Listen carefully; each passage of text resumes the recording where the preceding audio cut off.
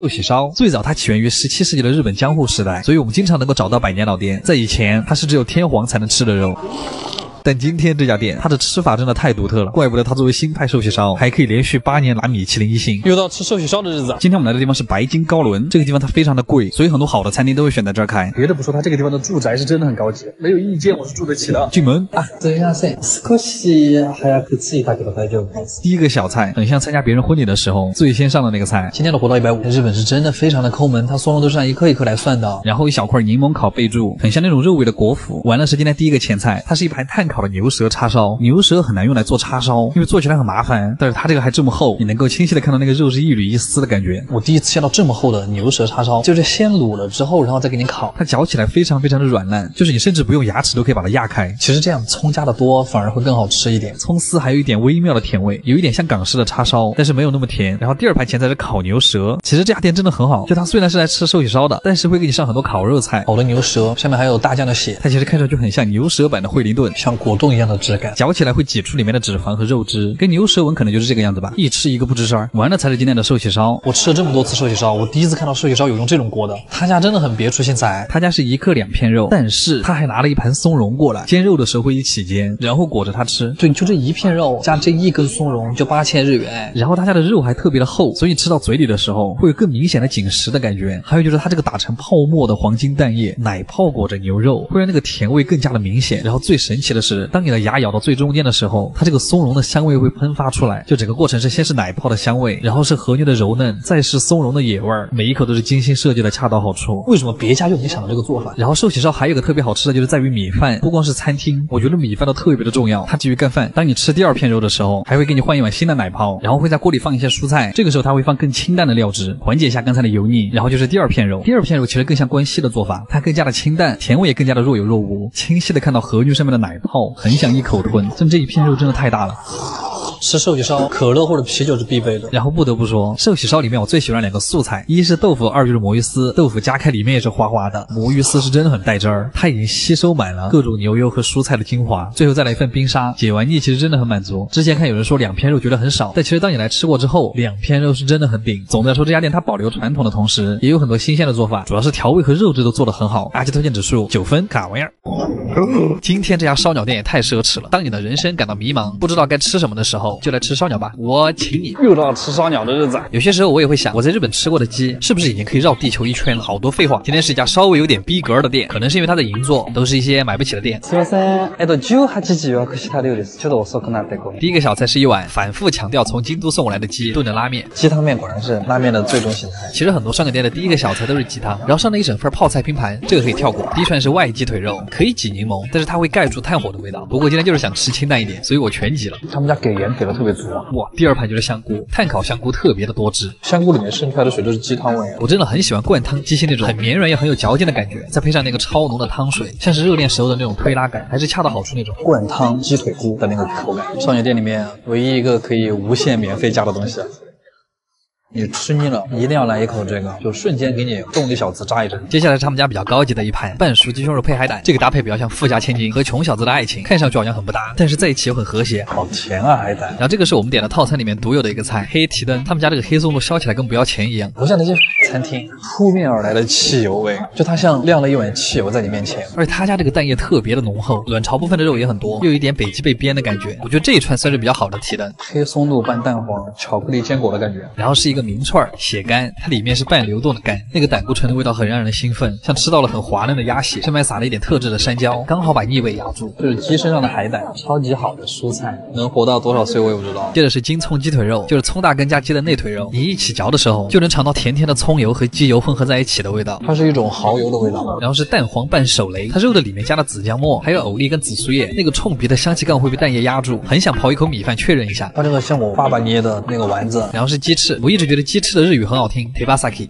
哈萨给用我的门牙去破皮的那个快感特别上头，那种外脆里嫩的层次感会清晰的传到你的牙龈上。它外面的皮好焦啊。然后是热量炸弹鸡屁股，在国内好像大家都不喜欢这个，它的日语叫崩鸡粒，非常的可爱，嚼开之后像是空口喝鸡油。它那个脂肪是一整个固体的那个状态。他家的鸡皮是那种软软油油的鸡皮，像是在嚼炖得很软的牛蹄筋。鸡皮和鸡屁股不一样，鸡皮的脂肪嚼不开。这一串是鸡脖子肉，曾经的最爱，脂肪其实挂了很多，但是吃起来还是脆弹脆弹的。然后最后的主食食是一碗黄金亲子冬，上面已经淋了一次蛋液，还又给你配了一个蛋黄，你一勺一定要咬上那个滑嫩的鸡肉，加蛋液加鸡蛋，还有一些带着酱汁的米饭，半夜来上这一碗真的特别的幸福。然后他们家还有个非常厉害的特点，就那个甜品特别的好吃，而且免费追加，像是我老家卖的那种黄豆粉红糖糍粑，特别的硬。今天说了好多个特别，还有这家店的大酱真的很好笑，他会一直问你吃饱了没，走的时候还不忘送你2个烤饭团。阿基推荐指数9分，卡位。鳗鱼料理作为日本最珍贵的料理之一，如果不在本地吃上正宗的一顿，你可能还真不知道这么小一条鱼还可以吃到这么多东西。那什么？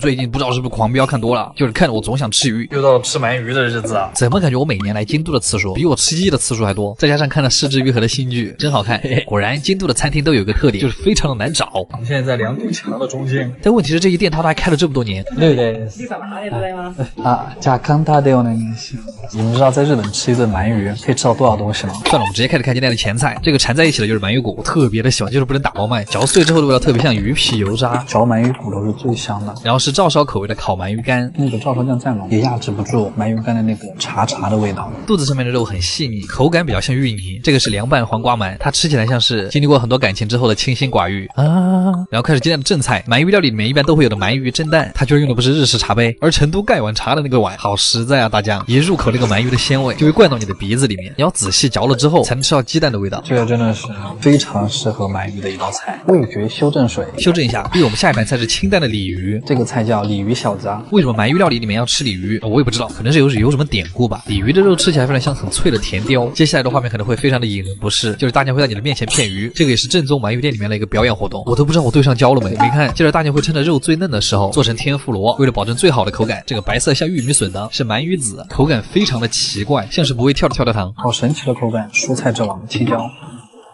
刚端上来的时候还在冒泡。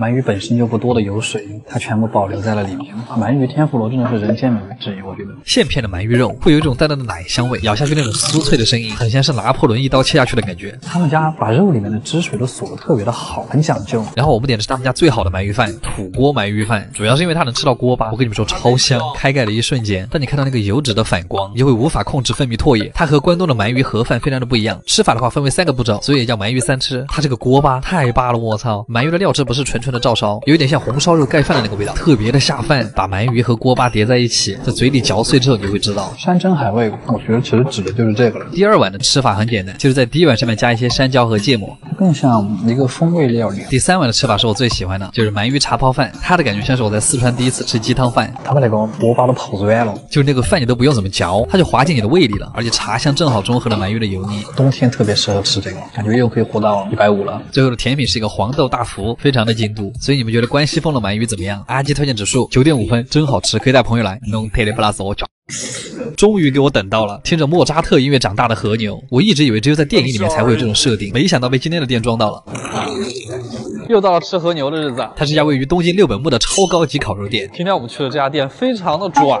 六本木是个什么地方？其实就是离奇 people 们玩乐的地方，所以这条街上的店都有个特点，就是特别装。我也是来了这家店才知道，居然还有和牛店只吃母牛，这有啥子怪癖？我们还要下一个旋转楼梯才能进店，是上班打卡。这个就是我们今天要吃的牛肉。先来给你展示一下，旁边还会附上它的血统证书，每个牛宝宝还有名字。店员也反复强调说，他们是听着莫扎特的音乐，在没有压力的环境下长大的，所以对牛弹琴到底有没有用？他居然让我给了100多块钱点了个前菜，要是不好吃我就把他骂死。第一个牛尾汤，先来漱漱口，感觉声音口闷，汤还是比较鲜，但是它里面甚至没有给一坨肉。然后是无法逃离的生肉环节，可能确实因为肉比较好，它那个脂肪吃起来会有一种果糖的甜味。第2坨是用蒜香烤肉酱拌的生肉，有点像韩式烤肉那个味儿啊。100块钱的前菜，感觉还是可以。让我们来尝一下拥有血统书的和牛是什么样子。这个肉刚刚放在烤盘上的时候，烤之前就能看到那个雪花分布的很均匀，上了烤盘那个网格印在肉上，显得更诱人了。关键它还只是一个舌头，但它的那个绵软程度又很像土豆烧牛腩，好爬哦，像备注的那种口感。接下来是招牌菜，牛的舌尖肉包葱丝。我一直觉得它比起舌根肉，口感更像那种嚼了1万次的口香糖，已经是脆弹的感觉了。还是舌尖肉有韧劲。牛舌包绿洋葱，它吃起来像一个灌汤小笼包，咬开舌头之后里面还会流汁，那个味道特别像牛肉洋葱饺子。但其实你只用舌尖肉夹着葱丝也很好吃。又到了我们快乐的长寿 time， 沙拉达跳过。接着是我最喜欢的横膈膜肉，它真的太漂亮了，其实你根本就不用咀嚼就能尝到肉里面那个甜润鲜美的汁水，像喝牛奶。这个一片是牛腹肉，因为它那个脂肪更多，所以看起来比较透明。来吧，透明小和牛，吃起来比较接近蒜香肥牛，但是蒜香味很淡。那个淡淡的蒜香更好能体现出那个牛肉的奶香哎。然后像这种比较好一点的和牛烤肉店，都会给你准备一盘仅仅一盘的寿喜烧，但是没有配饭，碗里面是料汁和一个整整的蛋黄。因为这个菜只有一片肉，所以最好裹实了再吃。那个奶香和寿喜烧的汤汁太配了，一滴汁水都不能逃走。奶甜加上清甜，像是北海道奶油果冻慕斯的感觉。牛肩肉吃起来就是很健康的味道，没什么雪花，所以吃起来不腻。这一块没什么脂肪，但是肩上的肉纤维感又很细腻，它像是天时地利人和的爱情啊。接下来是和牛三明治，我们其实已经吃过很多次了。找到你了，面包。但它今天这个面包是用牛油烤过的，想给你们听一下咬脆牛排的声音。